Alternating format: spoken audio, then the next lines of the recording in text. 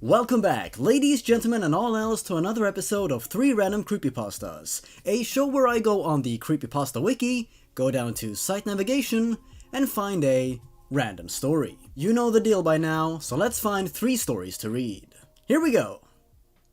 Alright, our first story is known as Her Eyes Were Open, which seems to have been written by an author named Alex Murder. Alex was at least the one who added it to the Creepypasta wiki. Let's see what it's about. This can't go on. It really can't. I can't get one moment of shut-eye without jolting up from my bed a minute after and flipping every single light switch in my apartment on. I have work tomorrow and I absolutely need at least a few hours of sleep, but it looks like it's not happening tonight either. This has been a reoccurring event for me for the past week, ever since I went to my aunt's funeral.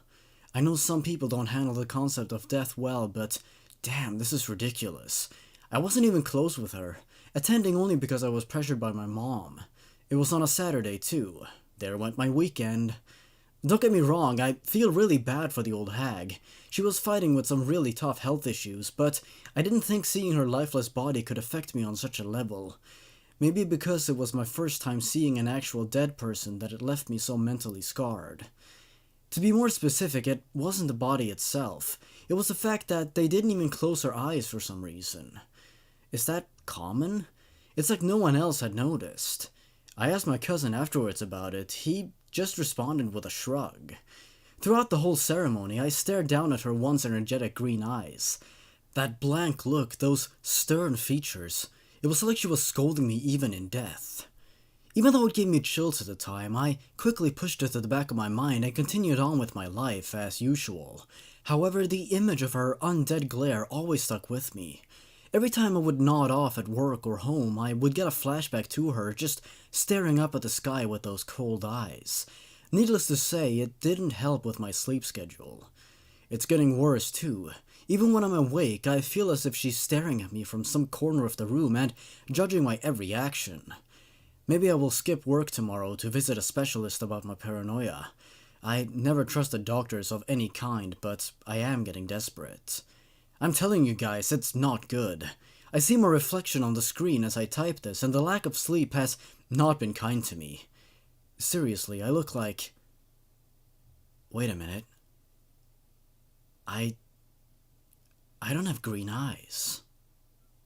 Okay.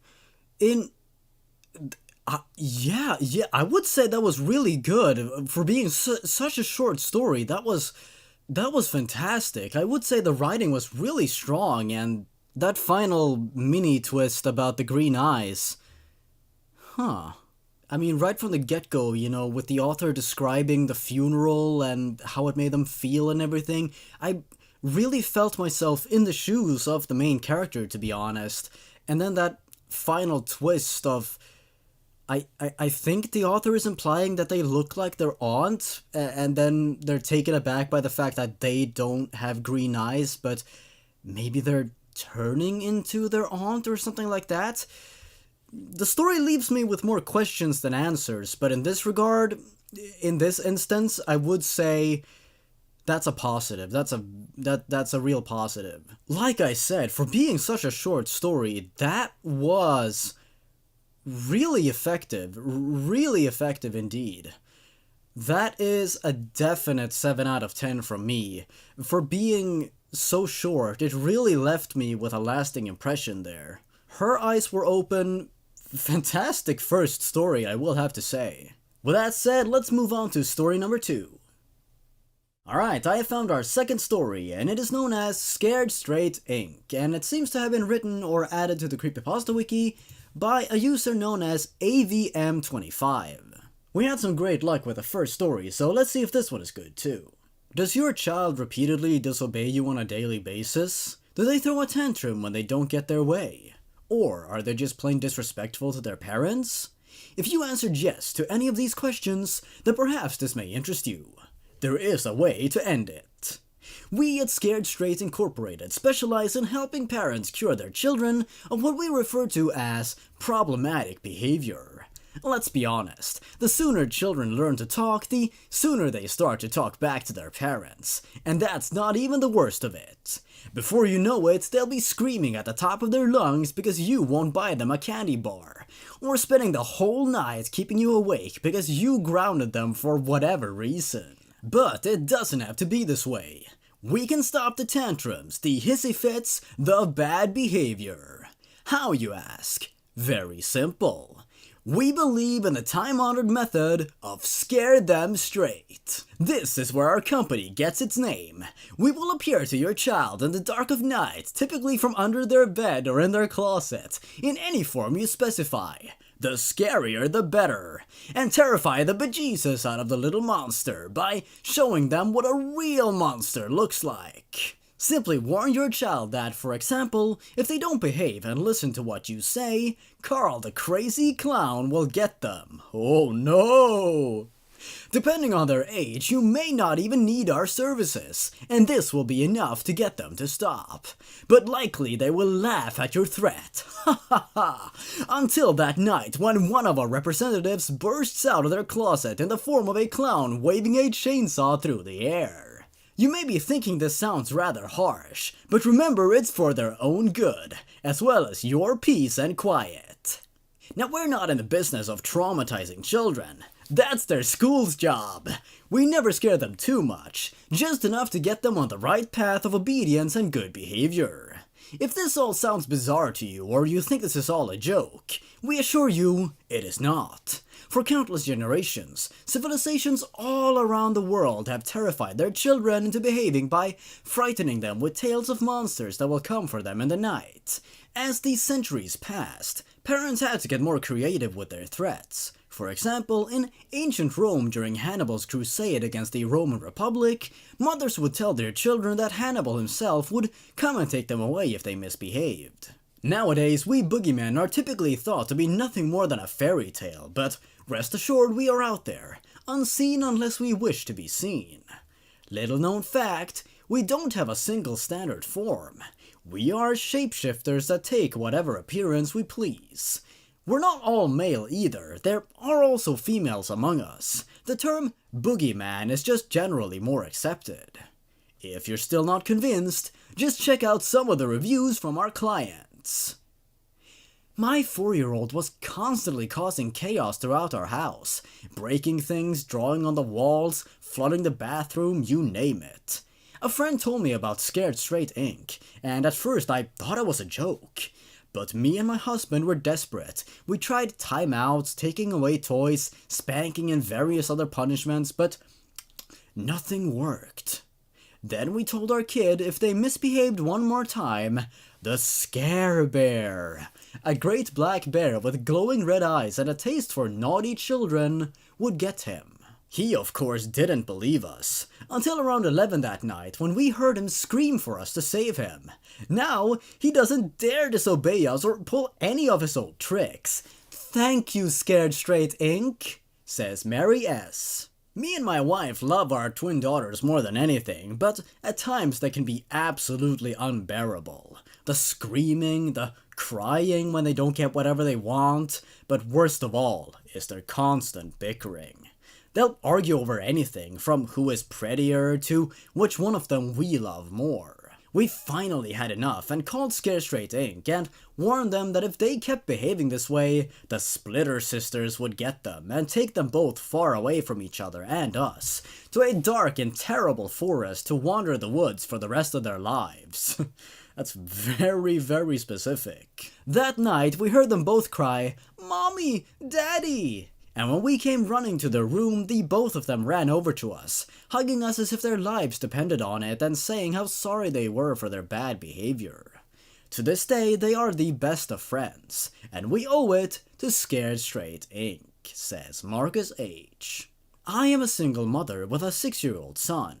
He means the world to me, but he has got to be the hungriest child on the planet. When he was a baby, I took at least half a dozen jars of baby food each meal before he was satisfied, and he would constantly stuff his face with whatever he could get that's edible.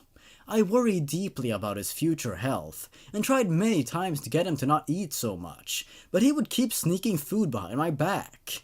Finally, I reached the end of my rope and called Scare Straight Inc. I told him if he kept eating like a pig, that a witch would fly in through his window at night and turn him into one. He didn't believe me, but later that night, he screamed for me to come quickly to his room. Let's just say that after that incident, he's eating more fruits and playing outside much more often. And I can't thank Scared Straight enough for it, says Susan B. So, if you've got a problem child in the range of 2 to 9 years of age, 2 to 9? Call 1-800-SCARED to set up an appointment. We'll fix those little terrors good, guaranteed. Offer only applies to parents of children who are 10 or younger. If you have kids who are in their preteens or older, they are beyond our help, we're sorry to say. And that was Scared Straight Inc. that was honestly brilliant, I will have to say. Of course, not a typical horror story, just really nice satire. That was hilarious, and I was with it. I was with the story right from the get-go. Yeah, I found that to be really funny and really interesting as well, you know, the way they were describing the satisfied customers and everything like that, and, you know, going back to history of like, oh, you know, look at these boogeymen, this is what we are nowadays, this is a more modern take on the whole thing. I found that to be really funny, and you know, parodying infomercials like that, you know, striking that perfect balance between cheesiness and just like that. Yeah, that was great. I found that to be really enjoyable. So, based on how entertaining it was, because it really was entertaining, I would give that a 7 to an 8 out of 10. Not scary, but not every creepypasta has to be. Some can be sad, some can be funny, and I found this one to be very funny and entertaining. So, good job there. I really like that one. With that said, let's find our third and final story. Alright, I have found our third story, and it is a story known as A Lover's Promise, which seems to have been written, or at the very least added to the Creepypasta Wiki, by an author known as Princess Platinum. Let's take a look. You may not know this, but you were once a great leader. I know because I was your second in command, your loyal advisor and friend. You had great wealth and a prosperous kingdom. Your subjects adored you, the wicked hated you, and I loved you. How I miss your touch, your smile, the way your eyes seemed to glisten when you were pleased with me. I admit that when you commanded me to do grueling tasks, I did them not because I felt they were my responsibility. I loathed dull work. I did them because I longed to see your eyes glisten when you saw that I had done well. Oh, how I miss those days. Then the interlopers came, beings from a distant realm. They destroyed your kingdom, took your subjects, and vanished without a trace. I remained by your side through all this. I dried your tears, I consoled you. It broke my heart to see you in such a state. I feared I would never see your eyes glisten again. You recovered and vowed to save your people from the interlopers, and I would be by your side the whole time. It was a long journey through realms our people had never explored, through light and darkness, traveling so far that the time and space of our realm was no longer relevant. I could tell you were scared, but I did my best to remain brave, for I feared that you would only grow more despondent if you saw me in such a hopeless state. It was impossible to measure the amount of time the journey took, since the passage of time is often inconsistent over these distances, but it was a long time for us when we arrived in the realm of the interlopers. It was a dark world, a wicked world. I was reluctant to enter it, but you pressed on, undaunted, desperate to recover your people from the interlopers. I admired your courage and your compassion. I considered telling you then. I wanted you to know how I felt, in case we didn't make it back to our realm. Not a day goes by I don't regret my silence then. If only I had told you, you might still be with me now. It wasn't until you saw the pit that I could sense your fear. I wanted to run. I regret my cowardice even now. Every day I weep, not because of the torment I am dealt by my captors, but because of my remorse. If time is so inconsistent, why could I not undo what I have done? If only I had stayed when the interlopers surrounded us. Instead, I fled, pushing through the darkness, scampering past the tortured souls that begged for mercy and death. Only when I realized what I had done did I turn around to see the interlopers toss you into the pit. Then, you were born. They let me see you now and then. I have watched tearfully as you, once great ruler, were reduced to a fragile infant, a revolting creature in a realm I am forbidden from entering. I remain here, the prisoner of the interlopers. They have grown used to me, and I have grown used to them. Their torture no longer faces me.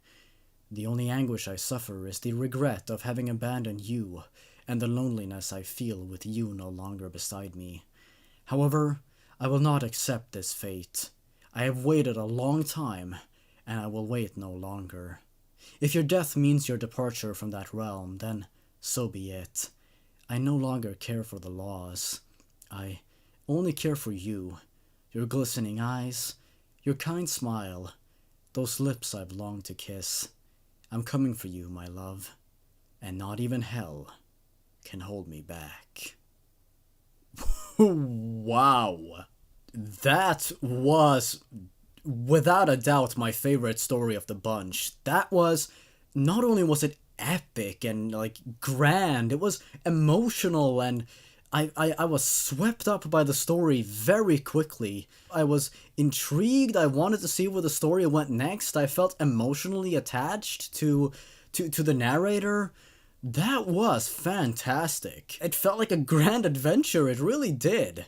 Also, in hindsight, the ending of the story seems to be implying that the narrator is willing to break the laws of space and time just to get to you again and for you two to be together, which, in hindsight, is actually a really creepy concept and very worrying. The fact that they're willing to basically either kill you or just ruin and destroy your entire life just so you two can be together. Really scary to think about. After thinking about it even more, is the final line of them saying that not even hell can hold them back, is that implying that you were once a ruler in hell and that's where you're going back after you die?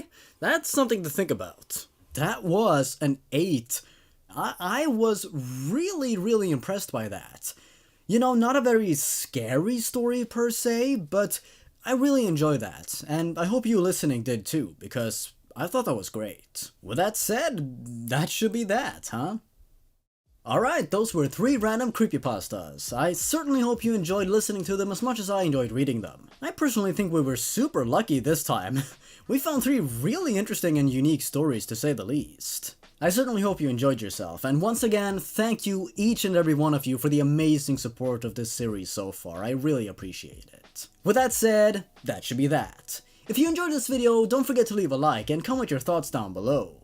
Don't forget to subscribe to the channel if you want to see more content like this. Check out my social medias if you want to, or check out my Patreon page if you so choose. Thanks for watching, everyone. Stay safe and have a good day. Stay awesome, everyone. Goodbye.